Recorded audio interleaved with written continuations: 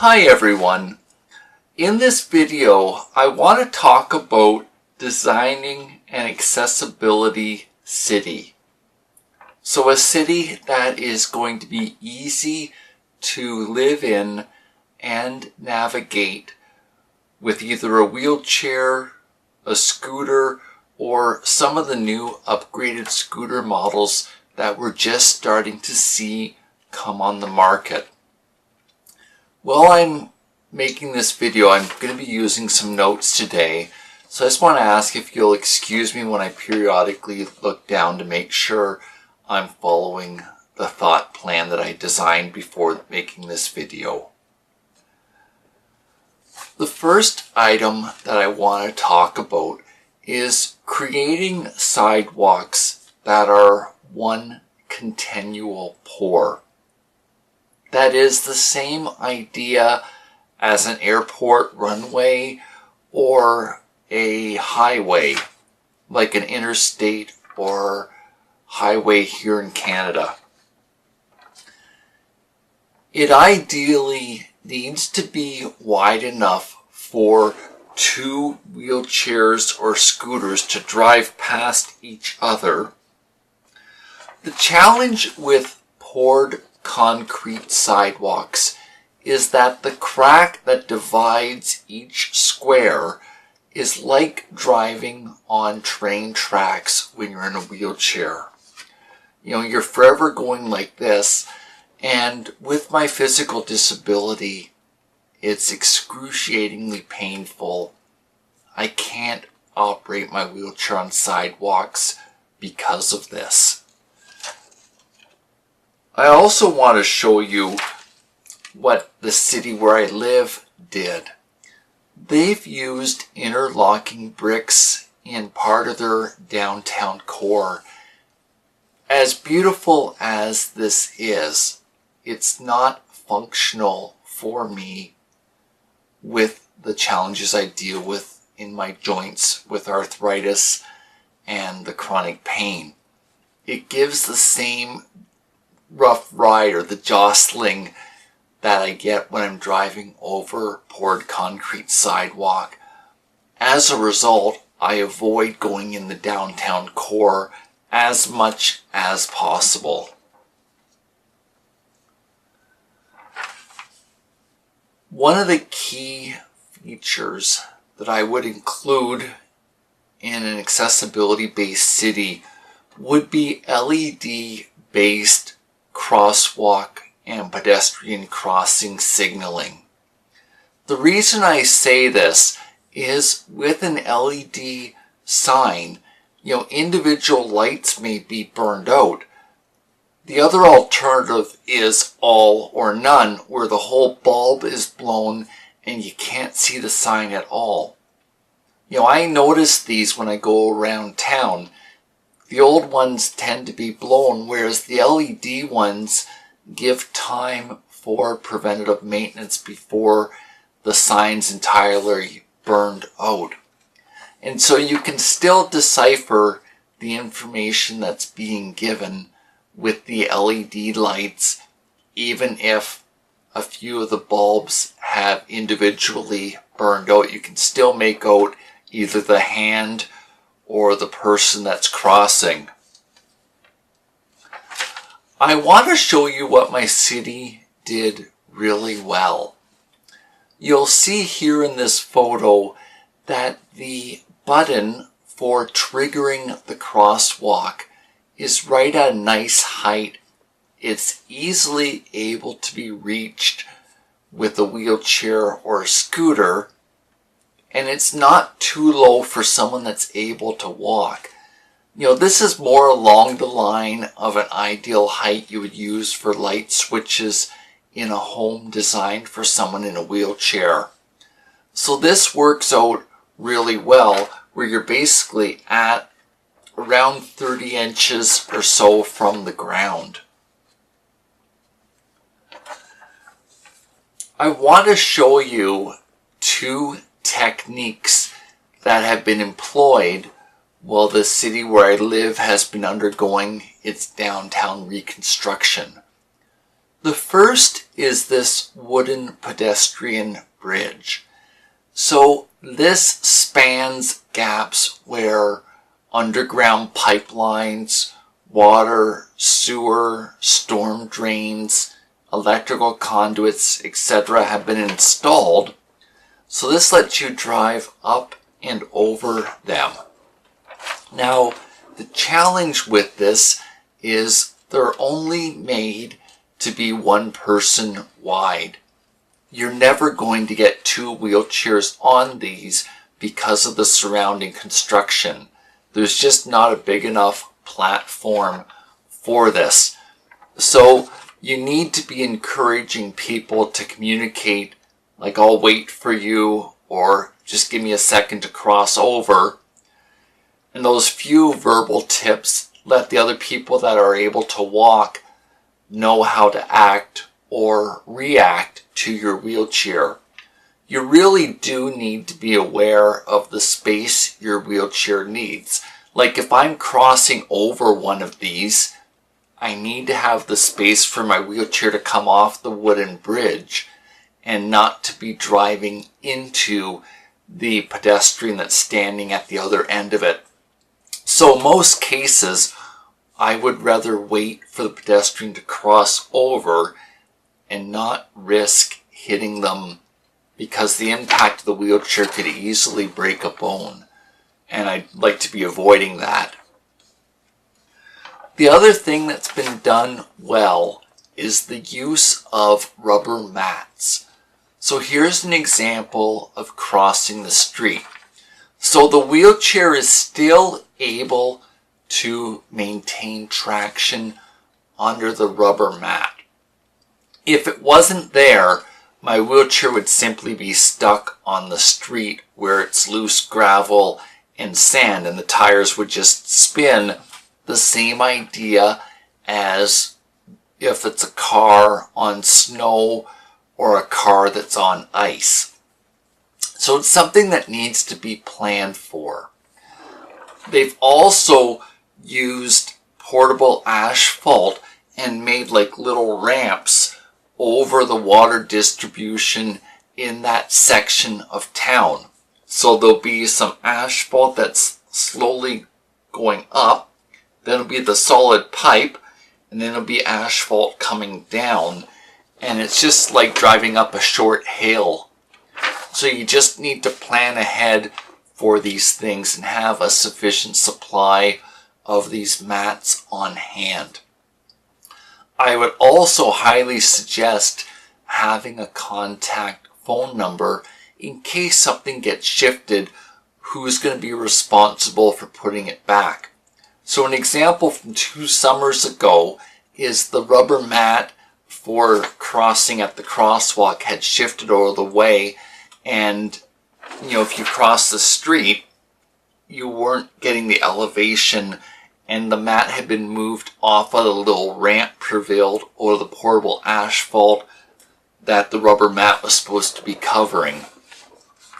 So you need to be able to communicate who's going to be responsible for putting these back and who's going to help take care of anyone that's in the area that's in a wheelchair. Often when I go past the construction site, the staff ask proactively if there's anything they can do to help make it easier for me, or they'll simply walk with me as I'm going along. And it's a little bit of a nuisance, but they're there, so it's not annoying. Another idea I have about making it friendly for people in wheelchairs and scooters would be to have a few enclosures like bus stops that someone with a wheelchair or scooter could use to recharge in the event that their battery got too low while they were out. Now I need to frame this in context. You're looking at about a 4-hour wait. You almost need to think ahead on what's fundamentally necessary, either to recharge the wheelchair or The other option would be having some type of a rescue system for getting someone back home again if their wheelchair's gone flat or if their battery has drained and they use a scooter. I've seen different systems now, like the stores I shop at. Some of the employees now wear earpieces and they're able to triangulate where the employee actually is in the store. I've seen this used in restaurants, and the same with GPS technology. I think there's an opportunity for a help needed button that could be put onto people's wheelchair as a subscription to pay for the service, where when you push it, it would alert some central area that you're needing assistance and then trigger a response to you. If you think about in a Canadian winter, you can't be sitting outside for a few hours while your wheelchair is charging or while your scooter's recharging. Mind you, I don't see near as many wheelchairs out during the winter months. It just takes a lot of planning ahead to do this. So a subscription service of rescuing wheelchairs. And I also want to highlight that many of the services that are available to take people around in wheelchairs and scooters, shut down for the night, either in the evening or maybe 10 o'clock. There needs to be some after-hour service, like from 10 o'clock until morning, that is going to be available to rescue someone in a wheelchair. So whether that's a public utility department vehicle that's got a trailer on the back to load a scooter onto, or a local police force that has a trailer, I have seen tow trucks with wheelchairs on the back of them secured to the flatbed and getting them driven home. It's just a discussion that needs to happen at the city level to figure out what you're going to do and then communicate that message to the various accessibility service providers and ultimately try to reach the people who are in wheelchairs and scooters with what the town's protocol is going to be. When I think back to 2010, I paid a visit to my aunt in another area of Ontario. Where she lives has raised flower beds. It's meant for people in scooters and wheelchairs to be able to see and enjoy the various parks they have. So we're talking about a 30-inch bed, and then the flowers start growing at that height so that by the time you get the height of the stem and the actual flower, it's sort of in eyesight of the person that's in the mobility device. And I really enjoyed this. And it's something that could be done without a lot of extra effort to support people that are having physical challenges. So why I bring this up is that many cities already have some type of flower beds throughout the community. Why not make a few of them raised up for the people that are using these devices and depend on them for their mobility to be able to get the joy and to be able to take care of their mental health and be in the moment and just enjoy the plants. I've also seen where raised flower beds are used for gardening. So someone that's in a wheelchair could maybe lease one or rent one, although sometimes they're just given out, and work that area of ground and just be able to take part in the community setting, and for the relationships this forms and for the natural dialogue when you're out there weeding with other people taking care of their produce. It's just a nice thought, And certainly it's one of those where you can take a deep breath and just be able to relax and not be concerned with the logistics of day-to-day life when you're in those scenarios. Along with the raised flower beds, I would also give some thought to community bird feeders and squirrel feeders.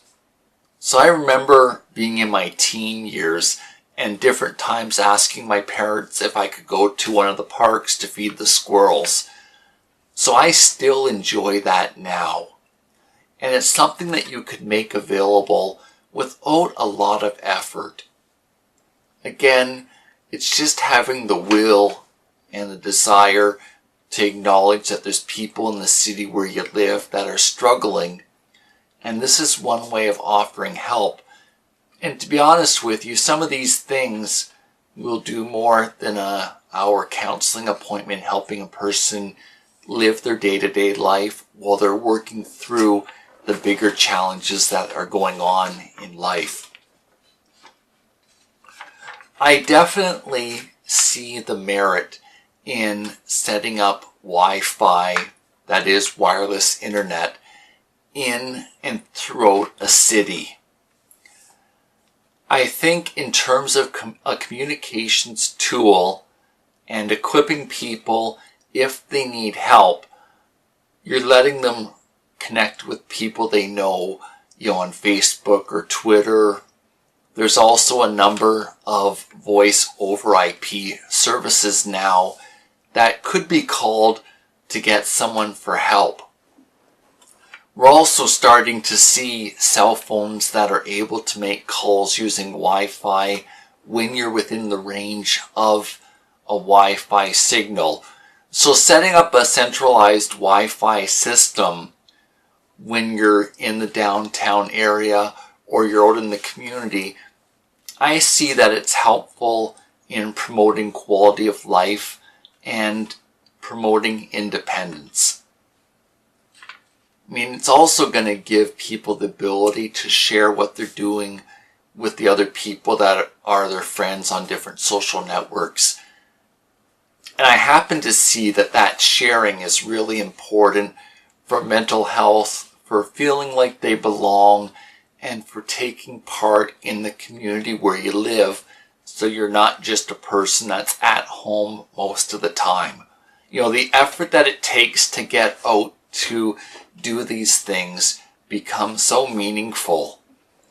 And so I would be offering the service because of the benefit that it will give the people that are using it.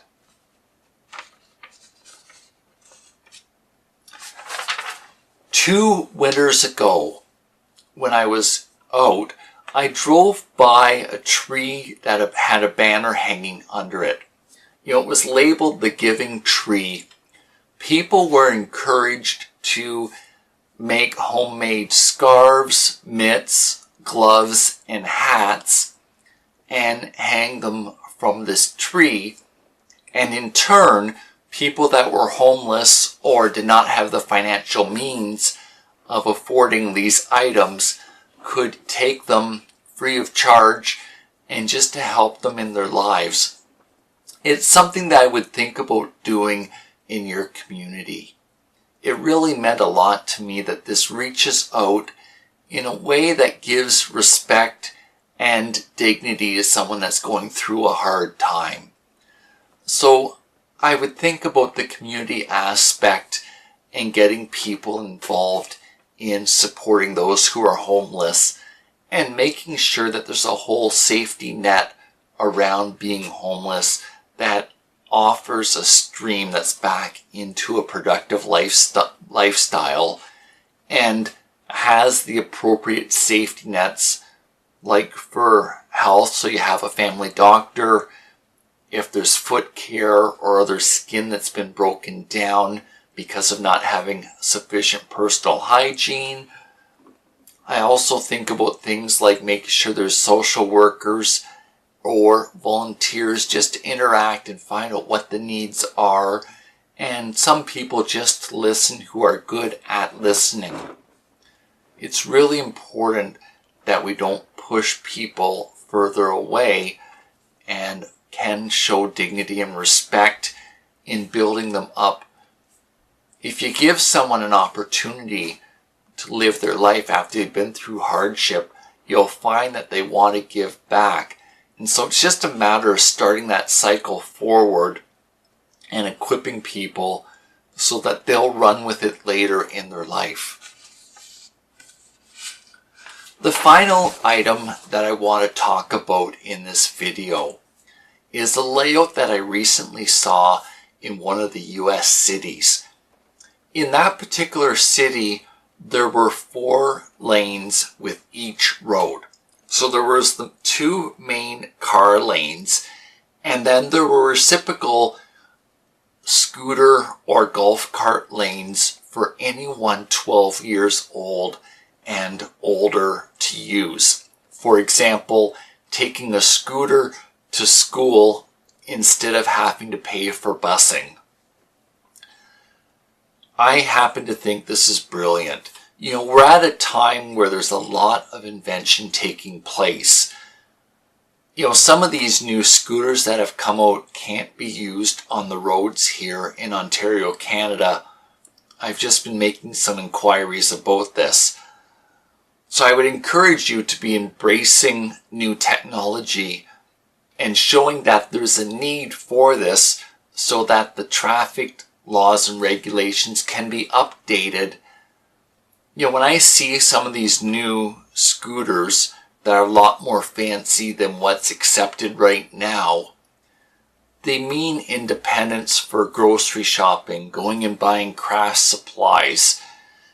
It gives the ability to get out and just look at nature, something that I happen to enjoy doing.